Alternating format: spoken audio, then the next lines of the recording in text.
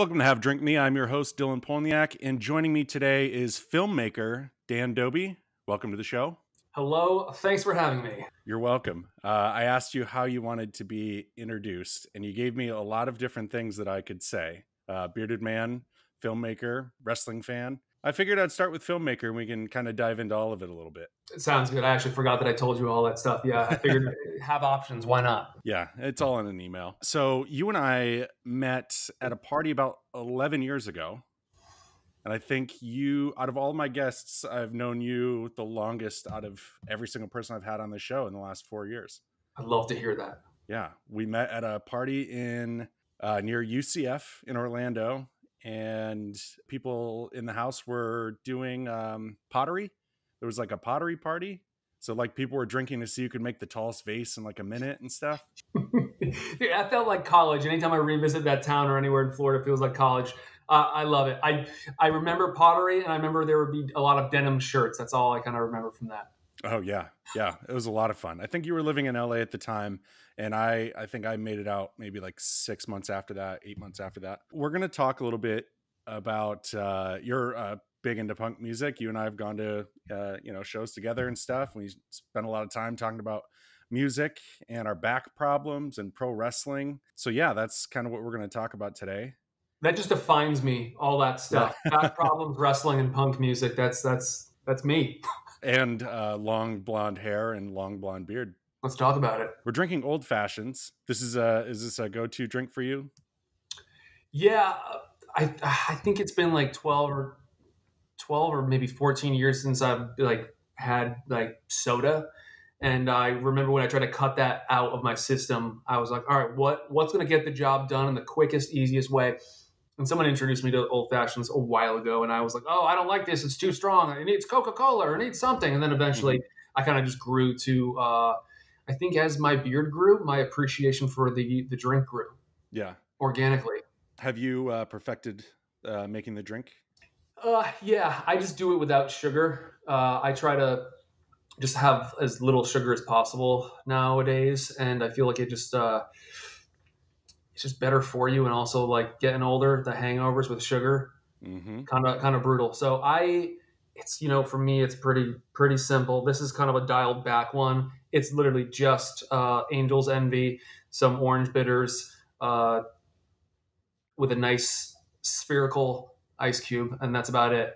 Again, trying to stay away from sugar. So it's literally like 2 ingredients. I had a conversation on one of the last episodes where we were having Manhattans, and I compared it to an old fashioned. So I have made 2 old fashions in my life. Today is the second time I've made one, and it's not really an old fashioned because I can't go for the sugar as well. I don't like that. So I did an artificial Mio, like squirt Mio thing that's just like Splenda. It's Splenda flavored. Whoa, interesting. Yeah, so it cuts the bitters a little bit, gets rid of the little bite of the whiskey. I feel like if you just keep going, if you just say, even if you're ordering at a bar, hey, I don't want sugar, and you just kind of get through it, eventually you just get used to it. Like even like old fashions right from the get go with sugar, I was like, oh, I don't like this, but I feel like just repetition, keep doing it. I feel like you just get used to it. So yeah. This is gonna segue into the last time you and I hung out. I would say maybe February 2020, so January 2020. We went to Anaheim and we saw the Classic Crime play, and basically threw my card down there, and we had a lot to drink there. Yeah, that was a great night. Thank you again for driving and coming with. That was that was probably the last show I think I've been to. Probably for you as well, I would say. Great guys, great music, the Classic Crime. I've done a few videos for them in the past and just have been fans of them for a while. I still talk to them all the time. Like Robbie in the band is now a bona fide amazing filmmaker. So we talk all the time, and it's so weird to see that him as this guy in this band who I still love and appreciate. Now we talk on a daily basis, being like, oh, what new cameras are out and stuff.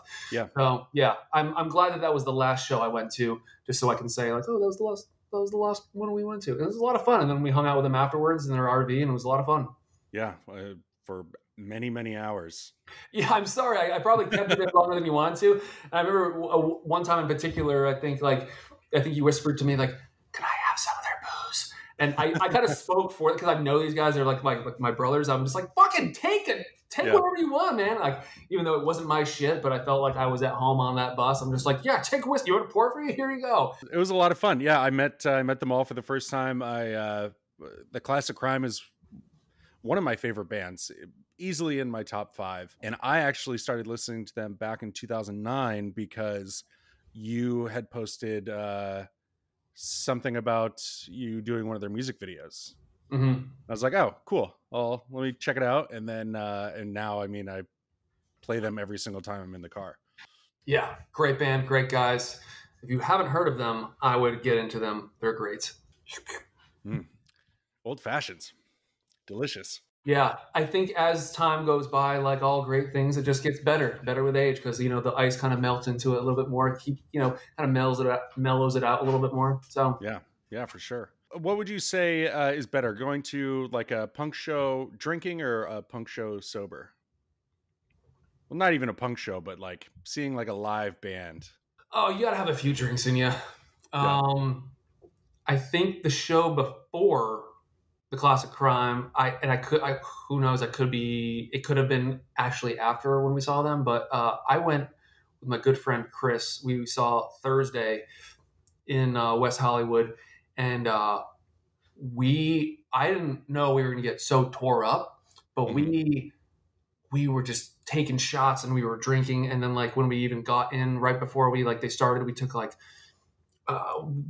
another shot of Jameson, and we had like two full cups when we went in there, and we were banging around, and it was so much fun because I usually don't like get in the pits anymore. I just don't. Yeah. There's not a lot of like bands that I just like to go. I mean, I like to just kind of go out in the back, in the back and just sing along or vibe out or whatever. But like for Thursday, since they're such a throwback band and they're one of my favorites of all time, we got pretty tore up.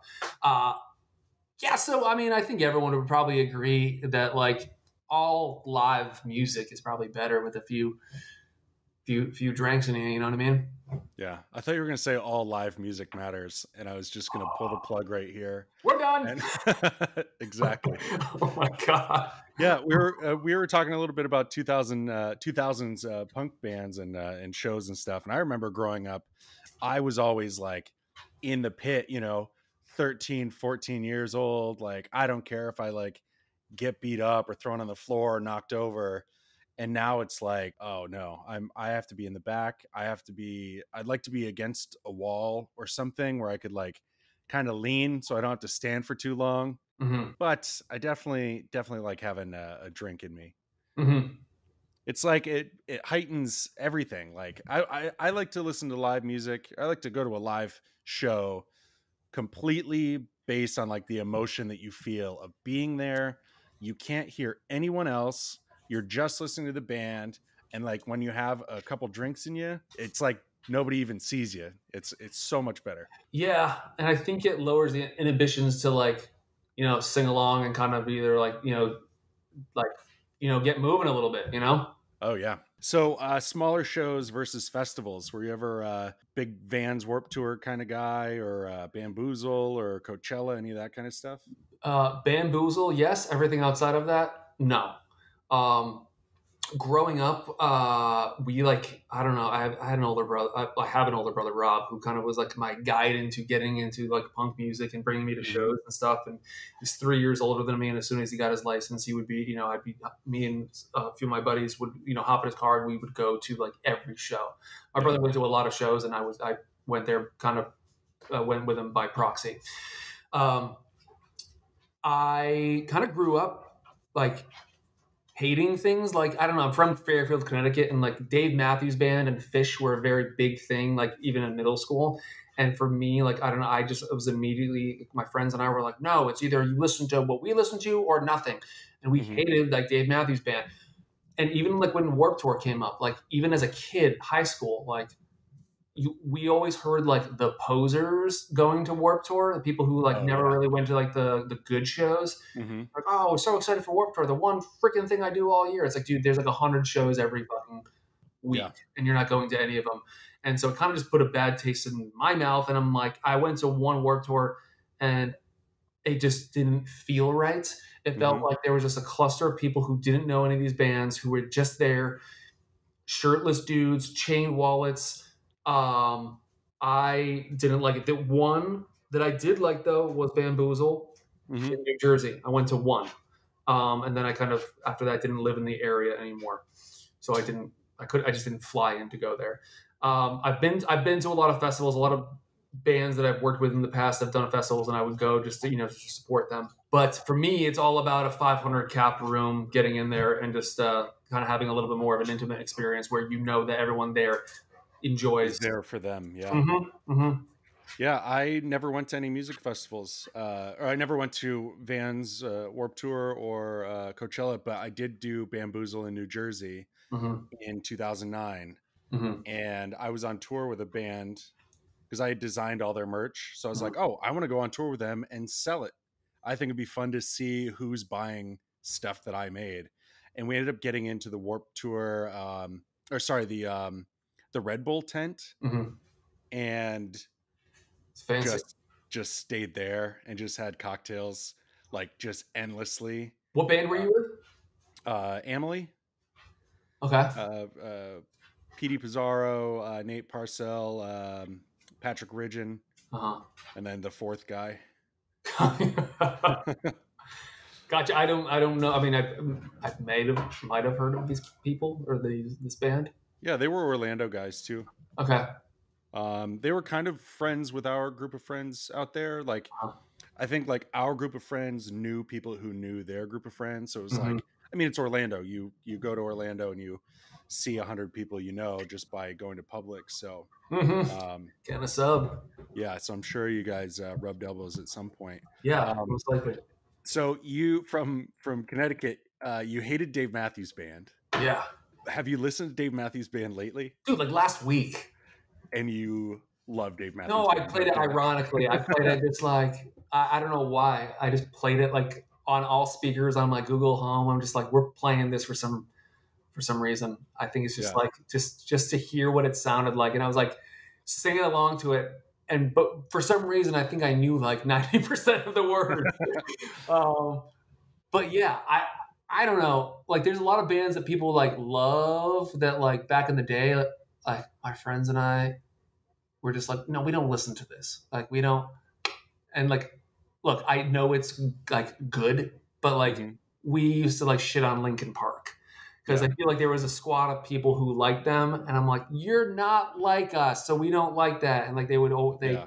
they were like super fans, and we're like, all right, then if you guys like this and we don't like you, we were very like my friends and I were very like the Mean Girls, but like in Yeah. the pop punk. I don't even want to say punk, but like the pop punk world back in high school.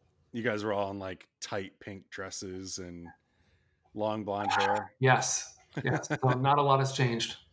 Yeah, I remember the groups of people, the Linkin Park people, and I mean Linkin Park, they have some decent music.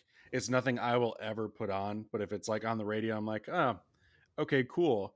And you kind of have, I mean, just like Dave Matthews Band, you have to appreciate what they've done. But yeah, it was always the kids in like gym class that were like smoking cigarettes next to like indoors next to like the basketball courts. And it's like, Mm-hmm. oh, those are the kids that listen to Linkin Park. Yeah, they're not like me. I Good. don't listen to Linkin Park. I'm glad we have that in common because I brought that up before. People are like, "What? No, they're like the best. They're like the best band ever." I'm like, "Oh," and they're like, "Oh yeah, well if you listen to punk, you should listen to that." I'm like, well, "How? That's like they're not even the same Yeah. genre."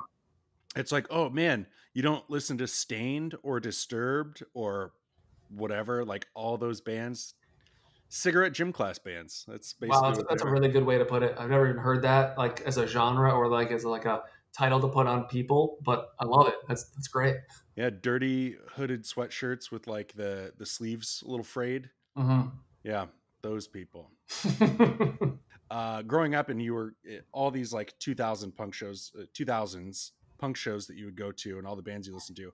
Did you go through like a phase of what you were wearing? Like, did you have to show people that you were dressed as a punk? Well, no, I feel like I was I definitely in middle school I was a skater, so it was loose everything. And if your next question is, did I have Jenko jeans? The answer is absolutely yes. Yeah. But that wasn't high school. High school, I think I stopped doing that. I was a little bit more conservative freshman year. I didn't want to like really stand out because I graduated 2002. So when I was a freshman, my school still had, it was the last year of it, but they still had like freshman Friday, and they had like like just freshmen in general. You were a target. My brother at that when I was a freshman was a senior, so I kind of had like carte blanche. I was like okay, like if people knew that. So I didn't, and so that kind of carried on to my friends as well. Like no one really like, messed with us, but like people would go after freshmen pretty hard.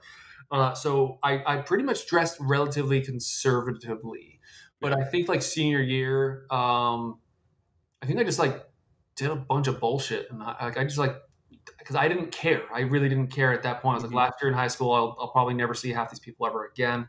Yeah. But I kind of mixed it up. But I definitely wore a puka shell necklace. And had I knew you'd be a puka shell guy. I just knew it. I knew that was coming. Yeah, and I had super spiky hair, like Statue of Liberty hair, stood up like 3 or 4 or 5 inches, and I twisted it, and it just looked stupid. I'm glad Google was not a thing. Actually, Google was a thing, but like I'm glad that like not a lot of photos or Facebook was like a thing back then. Oh yeah. I'm absolutely stoked that MySpace basically died because of like all the photos I had on there. I mean, I was plaid shorts, big fat skateboard shoes, long socks with shorts and black hoodies, long black hair, and like definitely skater kid. I was post Jinko jeans. I always thought Jinko jeans were more for the aggressive inline skater than for skateboarders. Were you an aggressive inline skater as well? I was, and then I swapped, and then I realized I kind of like skateboarding a little bit more, even though I was really good at inline skating. Aggressive. I was aggressive with it, and you know what it was? A lot of my friends jumped onto that, and we said, "Oh, let's just all get some rollerblades, and let's do the grinds and the 50-50s and the oh man, just thinking about it just brings me back." But I remember I was like, I'm not good at this. Like I play every sport in the book. I'm a fast runner. I'm a good athlete, but I'm not good at this. Yeah. And I think I had like skates at the time that were like they were called like Majestic 12s, and I was like, I fucking suck. And a friend of mine was just like, hey, like try mine on for a little bit. And they were K2 fatties. They're K2 fatty pros, and I put them on, and it was like I had fucking God mode. Yeah. Like I did every trick, I did anything, and I just out of nowhere got it. Like it was like I put on these fucking blades, and I was borrowing a pair, and I was just like, oh my God. And the next day I was like, all right, what is it, 300 something bucks? And that today in today's currency is like $1 million. But especially as a high school or middle school kid, I'm just like, okay, I need these. I'm going to sell, I'll cut off a pinky for these things, but I need these today. So I went out and bought a pair, and I put on like the mini wheels in the center and stuff and the grind plate. And sure enough, after that, I was like, people would look and be like, watch me do my shit and be like, that guy's must have been doing this for a decade. Meanwhile, I'm 13 years old. He can shred, he can grind. And it was all the blades. And I didn't tell anyone. I just been like, yeah, man, I've been practicing. I never let it out of that. Meanwhile, all my friends suffered, and they were like terrible inline, aggressive skaters. Yeah. But it was the K2 Fatty Pros. And I guarantee you, if I had those on today, I could probably do half the fucking tricks I did it back then. Yeah. I'd probably be doing better with hosting the show if I had some K2 fatties on right now. I don't know why. I think that like in my like old house that I live in Connecticut, I don't know why, but I remember one time going back and like going through stuff, and my parents were like, oh yeah, we cleaned out the garage. And I'm like, okay. And then I was like, where's my rollerblades? Like, we throw those out. You don't live here anymore. I'm like, So I think they just legit, well, they probably donated it, to be honest. But Yeah. even if I never put them on again, there's a part of me that kind of just like wants to have them, Hmm. just to have them. They felt like they were like very special. Yeah. I'm pretty pissed at my mom. She got rid of my Pokemon cards. Am I ever going to play Pokemon cards again? No, I'm not. I don't even know. When I was into it in middle school, I didn't even know how to play then. But it's the fact of like, this is something that I owned and I would like to know that I still have this somewhere and it's gone. It's awful. That sucks. You should talk to my younger brother about that because he fucks with the Pokemon pretty hard. But oh god, you know what? That's one of the things. Like I never got into Pokemon, and back in the day when I used to do YouTube, I mean like 2009 ish. Hmm. I remember I did something where like I actually like talked shit about like Pokemon. I was just like I was doing some kind of like video, and I was like, oh, Pokemon sucks. I got so much hate. So many people like even unsubscribed from me that day because they're like, "Fuck you! You hate Pokemon? Fuck you! We thought you were cool." And I just quickly learned that like the internet does love Pokemon, and especially like just like my audience at the time they love Yeah. Pokemon. So I had to like quickly learn about. No, just kidding, you guys. I love the Charizards. I love them. Yeah. I sleep like what's his name? Snorlax always. Yeah. Got to be hip. It's very interesting. This is our episode is kind of it was supposed to be about like 2000 like music and stuff. It's kind of turned into an episode about nostalgia and how you and I are just like too old for shit. I feel like at this point we're too old to just enjoy, our drinks or go to like a punk show and get in the pit. Just I can't skateboard. I don't know the last time you skateboarded. Oh, I mean, look, I've had a back surgery and 2 ACL meniscus surgeries in the last like 6 or 7 years. So I mean, look, you put me on a longboard, I'll go a couple feet. But Yeah. no, I mean, I'll get on the bike path and I'll ride a skateboard. But if you ask me to just do a kickflip, like the thought of that Yeah. hurts my knees. Yeah. I'm borrowing my father-in-law's cowboy boots that are a size too small to film something. And I'm worried about the 5 feet that I have to walk in it. It's going to throw my back all out of whack. I'm going to be like out of commission for the next 2 or 3 days after this. So yeah, I've had a skateboard in my trunk for about 5 years now. Mm-hmm. I will not get on that. I think I had a skateboard in my trunk for a while and someone was like asked me one time like, why do you have that? I'm like, oh, if I ever have to park far away, I can just jump on it and go. They're like, yeah, but you don't skate. And I'm like, don't tell me that. I can still do it. But yeah, I eventually just took it out. I'm like, yeah, there's no need for this anymore. Yeah. Yeah. I got my wife and myself electric scooters a couple years ago, like the Razor or the electric scooters like Bird or Lime scooters. And perfect. Now, if we want to like run to the store like 2 blocks away, we don't have to go down, get in the car. We can just take our scooters there. It'll be great. So easy. Let me guess, you don't use them at all. We've used them twice. Oh, yeah, right. You just don't use them. Yeah. We have them as well. But also like we live in an area where it's like where like we could in theory use them to get like to CVS if we wanted to, but anything further than that, it's like, no, get in the car. Yeah. And you're carrying things back. It's like you can't, especially with an electric scooter. It's like you have to be hands free. If you ever try to ride one of those with one hand, it's a disaster. You're gonna fall in 5 seconds. Ooh. You try to answer your phone or text someone, don't do it. Anyone out there, don't do it. Oh yeah. But I mean, like we've always thought, oh well, we'll throw them in the car if we need to, if we're going to a place where we need to ride around. But like, you have this idea when you buy something like that, like, oh, we'll use this all the time. And I'm going to be fun again. Yeah. Yeah, I'm going to be fun again. And you just never do.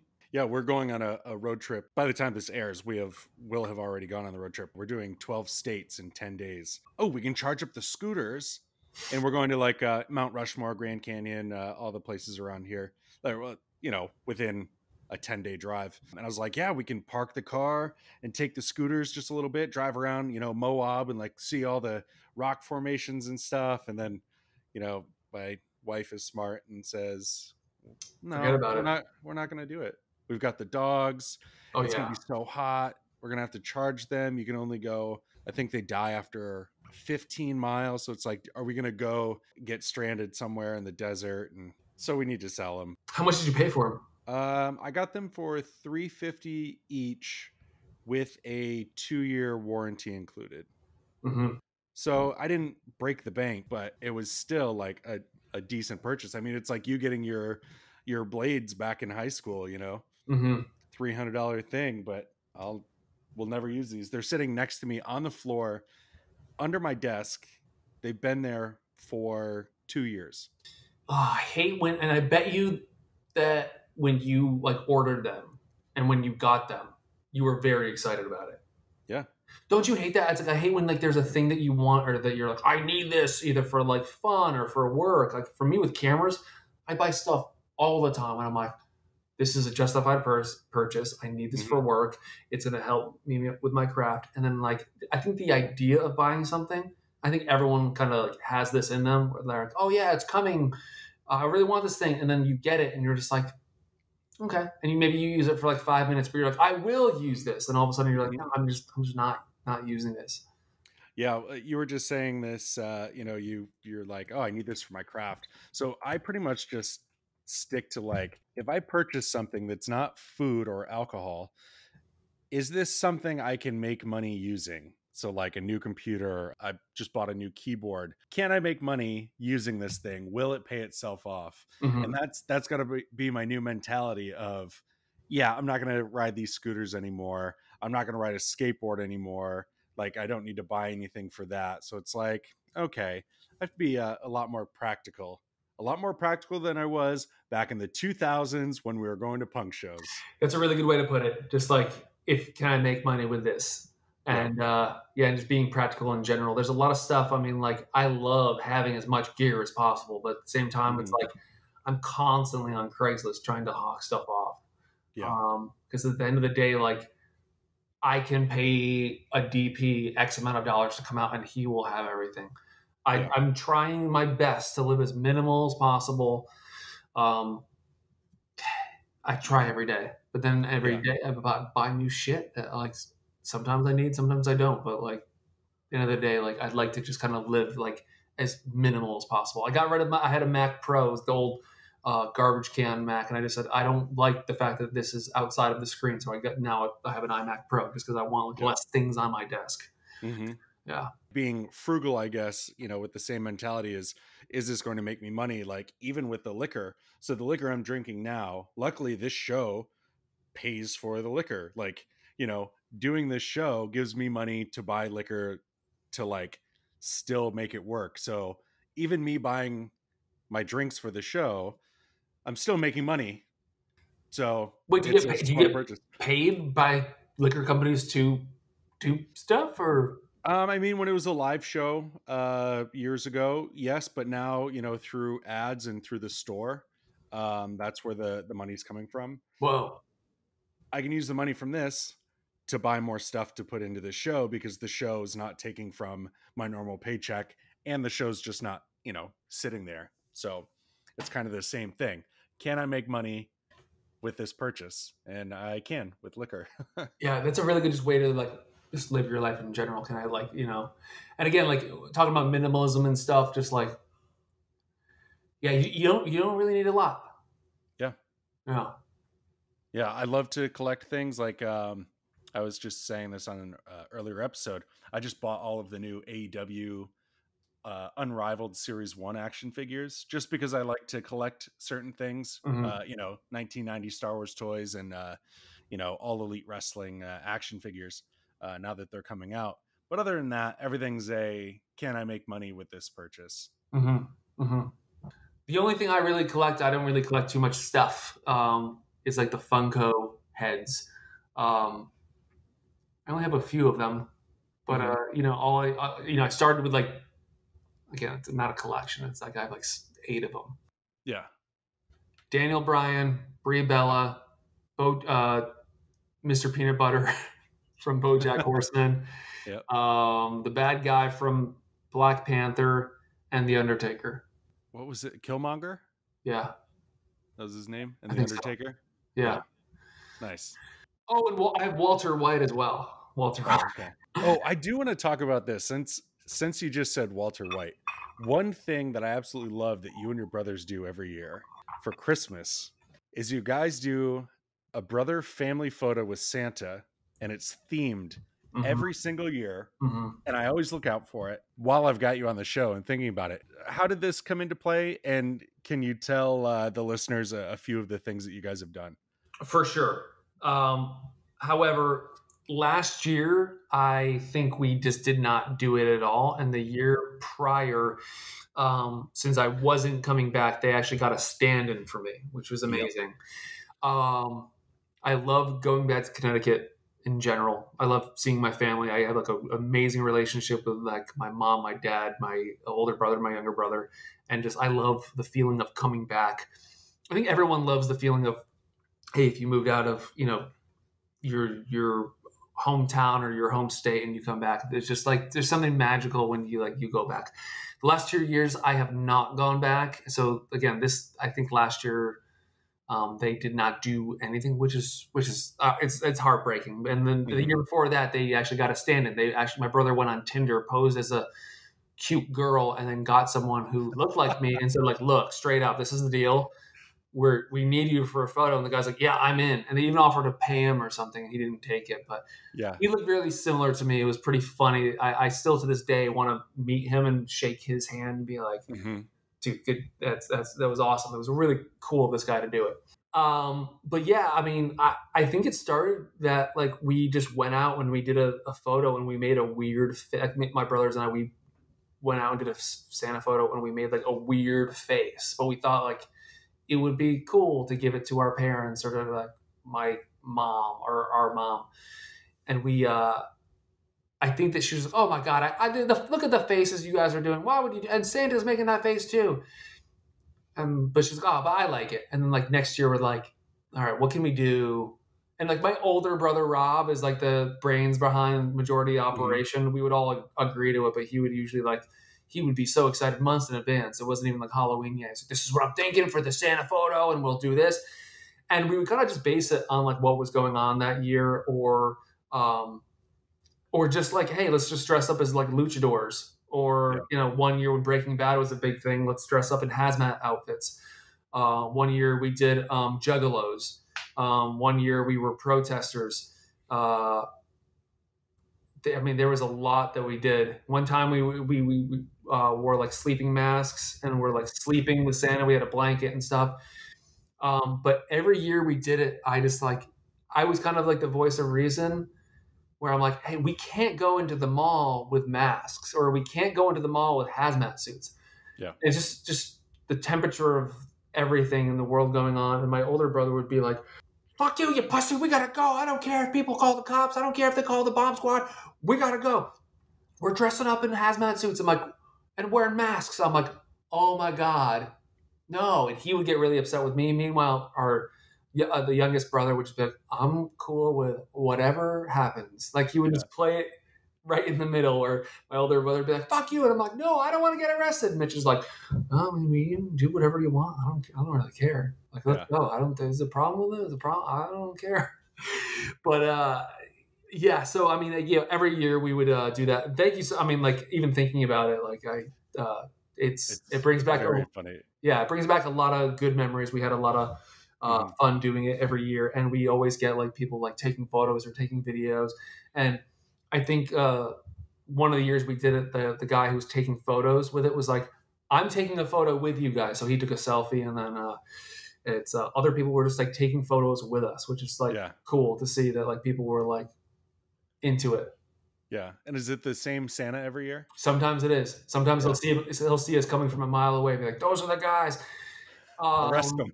Yeah. But yeah, I mean, sometimes it's, I think for like 3 or 4 years in a row, we got the same Santa, and we kept telling them, like, we'll be back next year. And I think sometimes we even like ask for them by name, because I think we like get their name and stuff. Oh, wow. I think there's been like 1 or 2 years where they're just not into it. And we ask them like, hey, can you do this? Can you pose? And they're like, that might be a gang sign, so I don't want to do it. Yeah. 1 year when we were the luchadors, I think my older brother had like an American flag, and it touched the floor, and he was just like, do not let that flag touch the floor. And he's like, oh, no, don't worry about it. It's a replica or something. And like he got like upset and didn't really play ball with us that year, because a lot of these Santas, they're like vets and stuff, which I get it. It was a Yeah, no mistake. problem with that. Yeah, but I just get worried every time we do it because like my older brother always wants to push the limits, and I'm a little bit more on the conservative side, being like, oh, people will. I don't want to. I don't know. We're going to take a quick break. And then when we return, I want to talk a little bit about your short, You Are My Person. You Are My Person or Your? No, you are. Nailed it. And Dan's going to share a drinking story with us. So we'll be right back.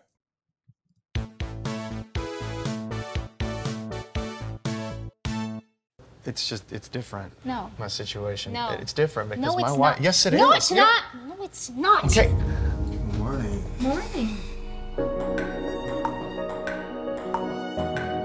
Chels, this isn't an affair. What we have is unique. I care so much about you, but I can't help but feel like we're starting to outgrow this. Our lives are giving us an opening, and you're just gonna stay in your comfortable little I'm not space? staying in my... Sit around wondering what if for the rest of your life? If that's what you want, that is fine. It's not what But I am here right now. You Are My Person, a film by Dan Dobi, now available.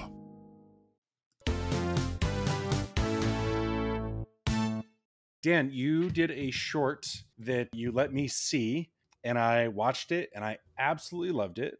It's called You Are My Person. You worked on it for a while. I know you were doing it at festivals, kind of pitching or shopping it around, but tell us a bit about it. Yeah, so You Are My Person is a project that was like a long time coming. It's a short film, but it's in a weird space because it's like around 23 minutes, and shorts are anywhere from like 5 to 12 to 15 minutes. So this is a little bit longer. When I had the first cut of it, I just said, should I make this shorter? And then I asked myself once when I looked at the timeline and said, oh, it's 23 minutes. I said, should I make this shorter? And I said, I just, for some reason, just had a conversation with myself. I said, this is what the film is supposed to be. It's not going to fit within any timelines or time restraints. I mean, if a festival needs it below 20 or 15, I can make a version of it. But like the version that I want to be out there is what it is. Some people said, "Oh yeah, well that's just long for a short." Well, I don't know what to tell you. It's pizza. I mean, again, it's a short film, but at the same time, it's like this is just something that I wanted to make. So it can kind of double as like kind of a pilot episode as well, because it lives in that time space.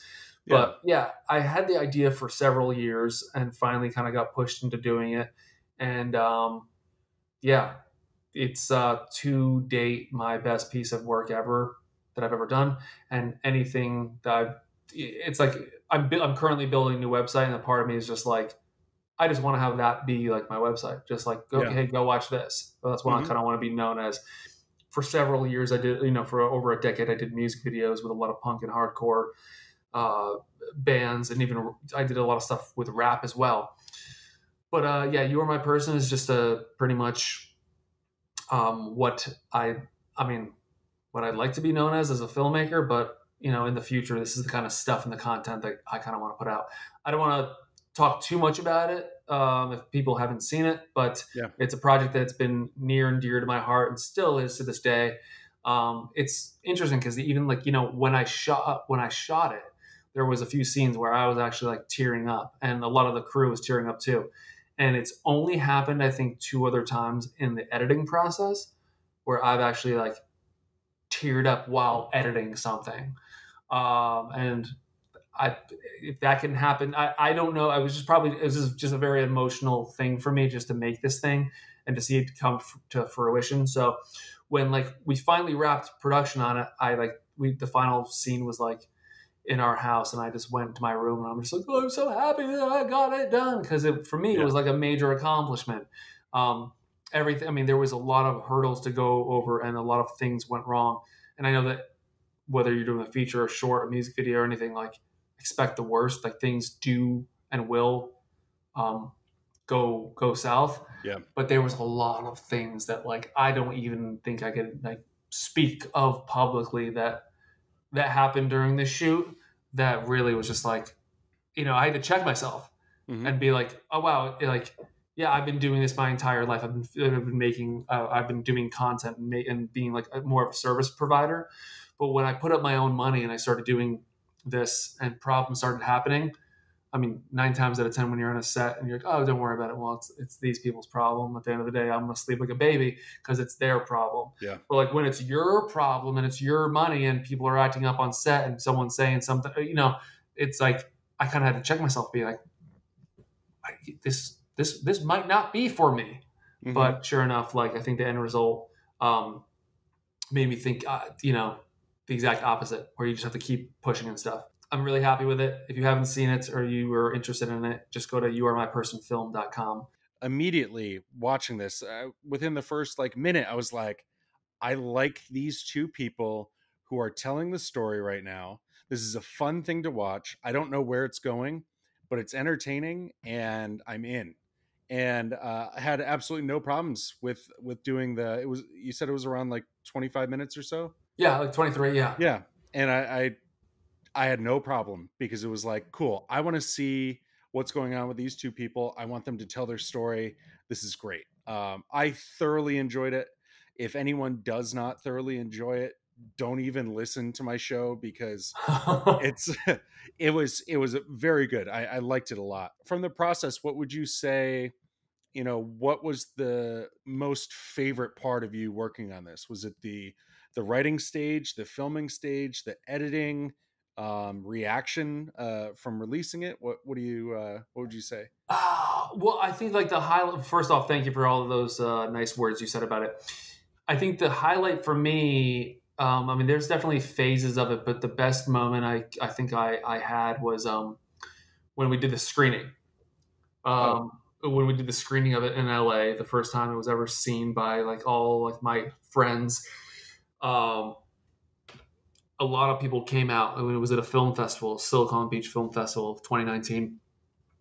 And it was just to see the turnout and to see the reaction. I think that was probably I'm in a theater full of people. And I'm sinking into my chair, glancing at people, being like, "Oh, they're liking it, this and that." Yeah. But you can tell people were laughing when they should have. They were crying when they should have, but they were silent when they should have been. But I think hearing the overall reaction and then afterwards going into the Dave and Buster's where everyone had it was an unofficial after party, but everyone's that's the closest bar. Let's just go. Let's get weird. It's it shares the same walls as the theater. And when I walked in and people just started clapping and then one by one, saying how they felt about it and spending time with people and hearing what they thought about it and just how deeply it affected a lot of people. I had people hit me up and, that night, but also other times when I released the film to tell me how they felt about it and that it shook them. That to me is the most rewarding process.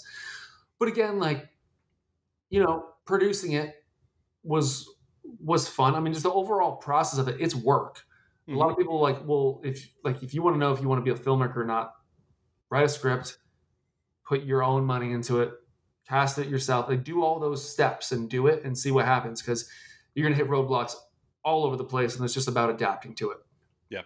So, producing it, I had a good time doing that, just seeing everything kind of come together. It's a pain to get permits and permission and just when you think it's going to cost, X amount and it costs 10 times that amount. It's that gets annoying.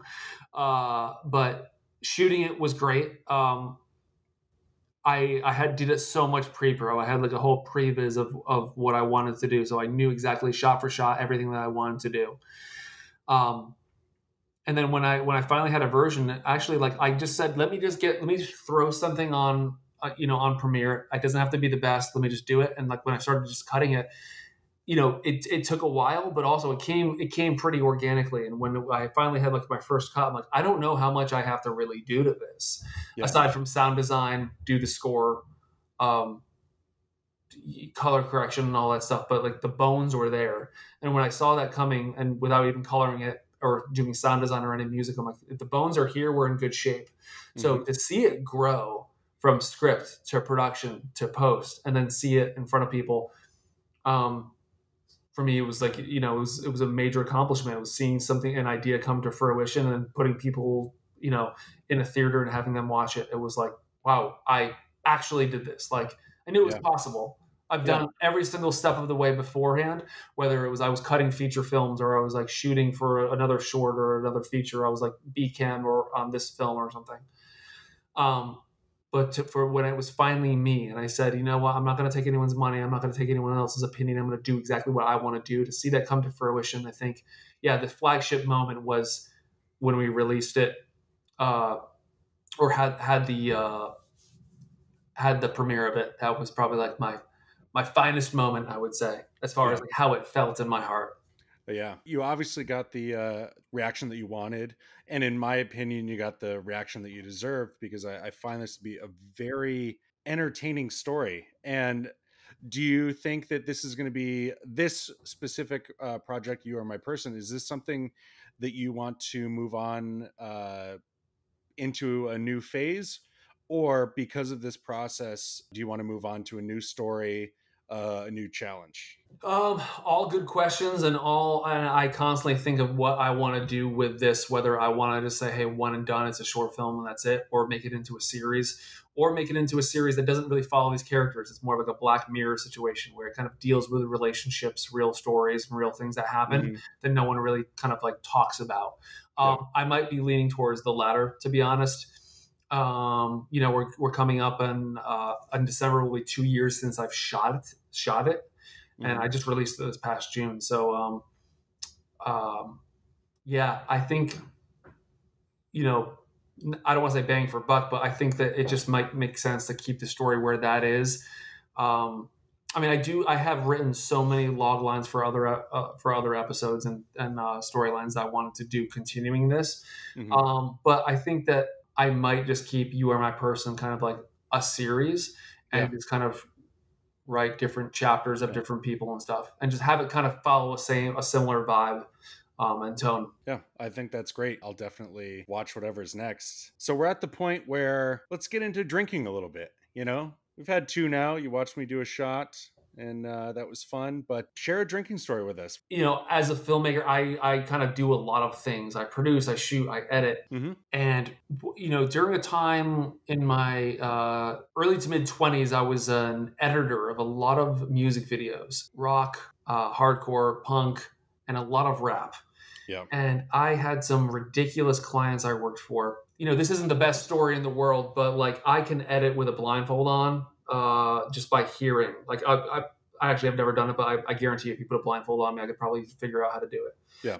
I edit every single day of my life, and I'm extremely quick at it. Audio or video as well? I will edit audio, but just very minimal stuff. But it's just it's mostly just like video editing. So the video, yeah. So X amount of years ago, I get a call from this ridiculous client who will not hesitate to call you on repeat at 2 a.m. to say, we need another cut, we need another version. I want the client to be happy, blah, blah, blah. And this is, again, I'm working with, there was, Snoop Dogg, Soulja Boy, Ice Cube, Ice-T, all of this music that I really didn't really love, but it paid the bills pretty well. Yeah. And I remember coming home one night and having an email, and I was actually pretty I was pretty drunk, and I remember like coming home, getting this email, and I couldn't even see straight. And I just said to myself, like, fuck this, I'm not doing it. And I didn't write this, but I just said, I'm going to bed. Yeah. And I woke up in the morning, and this is like a good, I guess, problem to have, but I woke up in the morning to an email, and I was like hungover because I was like just pissed drunk, mid-20s, LA, not giving a shit, whatever. And I got an email being like, the cut's approved, great job. And I'm just like, oh, they must have just forgot about the notes and just said, fuck it, like whatever. Sure enough, like I did the notes, but I did it blacked out drunk, and they actually loved it. So I'm pretty much just like replaying what must have happened, and I'm just probably like, oh, fuck it, just cut here. I did export, upload, good night, fuck you. And so sure enough, when I like actually backtracked my moves, I actually did all the edits, I did all the notes, pretty much like blackout drunk, which goes to show you that that's, and again, I you know what you're doing. I don't try to pat myself on the back here, but like I can pretty much edit with like a blindfold on, which essentially happened because I was like blackout drunk when it happened. Yeah, that's amazing. Yeah. Where is it that we can find your short? What's the URL? Cool. YouAreMyPersonFilm.com is where you can find it. It is available on YouTube as well as Amazon Prime. And any social media that you want to share for the film or for yourself? Yeah, I mean, if you follow me, you probably just find the other stuff pretty simply. I don't really post too often, but yeah, my socials are just at Dan Dobi. That's DANDOBI. And the film socials are You Are My Person Film. I'm going to try to post a little more consistently on that, especially since I haven't even made the announcement that we're on Amazon Prime now. But yeah, I'm sure that once this becomes a series and I start making more stuff, we're going to be posting from there as well. Great. We'll be sharing it as well. So, thank you so much for joining us on the show. Dan Dobi, everyone. This is where I add the clapping in. Be sure to follow us on social media at HADWM. Tell your friends to listen to us on iTunes and Spotify under Have a Drink With Me. Hey, check out our store, shop.hadwm.com. Thanks for listening.